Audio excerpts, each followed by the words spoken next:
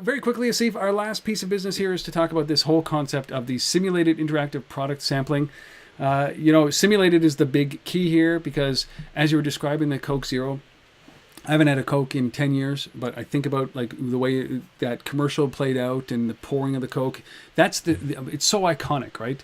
For some reason, it's like Pavlov, my mouth waters. My dog is dead because of Delta. My mouth waters because of Coke, right? And the same thing with the Carlsberg, the free beer billboard. What happens here? Because companies need to approach it the same way that these two behemoths are doing when it comes to interactivity. This is something that every company can do, but they're not, and I don't understand.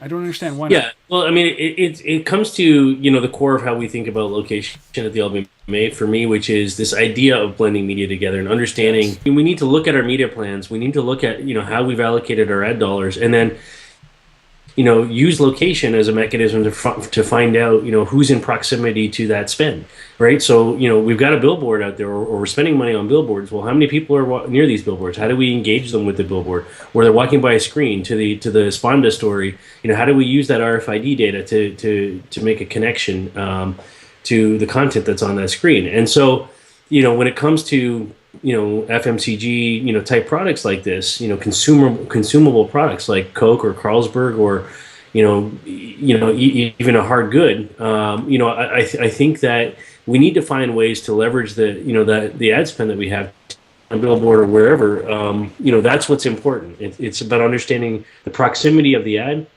to the proximity of the individual, and how we start to connect those two things together. This is not a new idea, right? I mean, if we go back a few years, one of our members up in Germany, this dog food company called Granada Pet. You might remember those guys. Yeah. We covered these guys way back when, and so they created a billboard.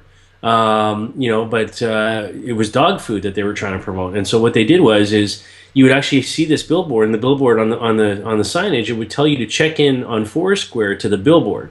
And then they built this little black box in the back that would monitor these check-ins. And so every time somebody checked into the billboard, it would send a signal back to their servers, and then the server would send a signal back to the billboard. And built into the billboard was this dispenser of dog food. And so the dog could actually walk right up to the billboard and sample the dog food. So good. And then the owner could see whether the dog liked this food or not, and it was a great way to get them exposed to that. So, we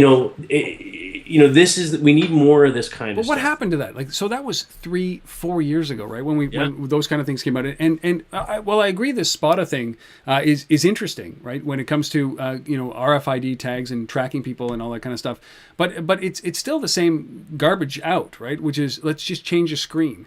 And screens to me are like banner ads. I ignore them completely quite often, So, and I don't know if it's for me or not. Like, I don't think that the average consumer is educated enough to know that they're targeting me. We always talk about the Minority Report type of screens, but they're not saying, "Hey, Rob, this is for you." It's just it can get lost in the fray. But they should, right? And even if it's a digital asset like a screen, like, you should still be able to, just like in the Coke TV commercial piece, like, you see the thing pouring on the screen, it's pouring on your phone, right? And when it fills up, you have an offer to go to a store near you and get a free bottle of Coke. Yeah, but that's the difference, though, is that the interactivity is two ways. So they're not just broadcasting it to you. There's a piece that you have to do. It requires you to act, right, on the other side. And I think in these malls and anywhere where these screens are, there needs to be a way to have immediate gratification, immediate engagement with the product and the consumer. Yeah. So another good example, is, you might remember the project that we did, like, I don't know, more than 3 years ago now, probably 3 years ago, with McDonald's in Sweden, in the main public square in the Stureplan in Stockholm. And then we had the giant digital screen on the side of the building in the public square. And basically on the screen, it was directing you to go to this URL, and then using HTML5's location capabilities, we would basically connect two phones of people standing in the square, and those phones became game controllers where you're playing a game of Pong on a screen in front of everybody in this public square, where your phones are the controllers for this game. And if you lasted, I think, 30 seconds or something like that, and you won, immediately right on your phone, it sends you a coupon for, like, free ice cream or whatever it is from McDonald's, and it tells you that the McDonald's is just around the corner over here. And so walk over there and go get your free ice cream, right? So it's you're engaged with the content on the screen. You're personally involved in it. In this case, you're playing a game. Your phone is the controller, and then you're rewarded, or you get to sample the product, if you will, just around the corner. Yes, that makes a lot of sense.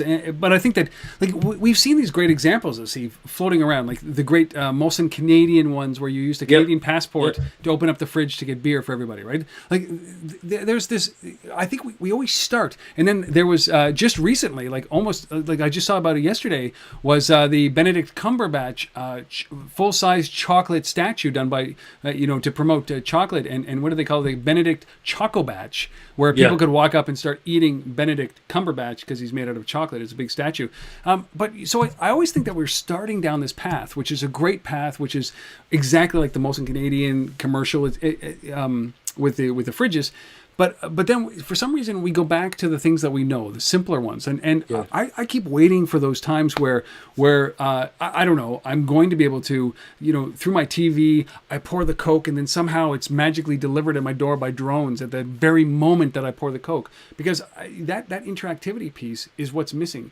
I don't know if it's laziness. I don't know if it's just that we've forgotten how to be innovative, but that one where the pet food was dispensed by a check-in, to me, like that just seemed like a no freaking brainer. Everybody should be doing that. And that was done, as we said, almost 4 years ago. That was done. Yeah.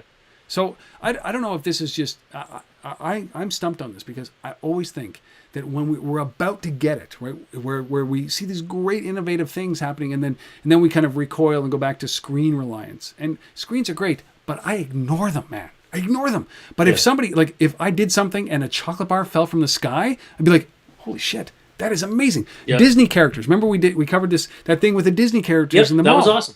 Same thing. That was awesome. Yeah. That kind of stuff. You remember that company? We covered this company,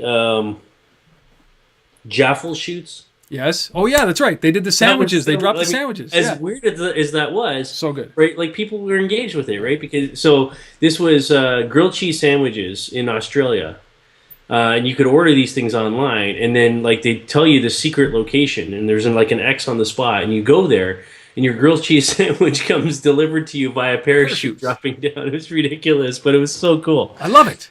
Yeah, well, you know that because what are the things that happen in hockey games, right? The interactive piece of hockey games, they used to do that. They used to drop, like, I mean, we have Subway being shot out of an air cannon, right? And those kinds of things are great brand, contextual brand, relevant, like all of that stuff. Yeah. Physical. I get to handle something physical, and I think that's the frustrating part here, is that we get lazy with digital. Just because we can send it to your mobile device or we can send it to a screen does not mean that it's going to leave a lasting impression on the consumer, because it goes by in a flash and then it's forgotten. And I think that the examples that we've shown here are the ones that resonate 4 years after the fact. There's not another one. We just need a wearable edible banana, and we're good. That's right. That tracks your marathon. But remember, Gowalla did that, right, with VaynerMedia early on in the days around the New Jersey Nets, right, around giving out tickets. If you checked into locations, you got tickets they were virtual tickets that were redeemable for real tickets to games. Whatever happened to that stuff, man? Like, that's the stuff that leaves an impression, and I don't see much of that floating around. That's my opinion. Well, we got to get on it. Boom. Anybody has good examples of that stuff, we'd always love to hear. We'll feature that stuff here because we love that stuff, because it's innovative and not a lot of people are doing it, right? Big video games in the middle of screens, in the middle of, the red square. That kind of stuff is really cool and should be celebrated. Screens, not so much.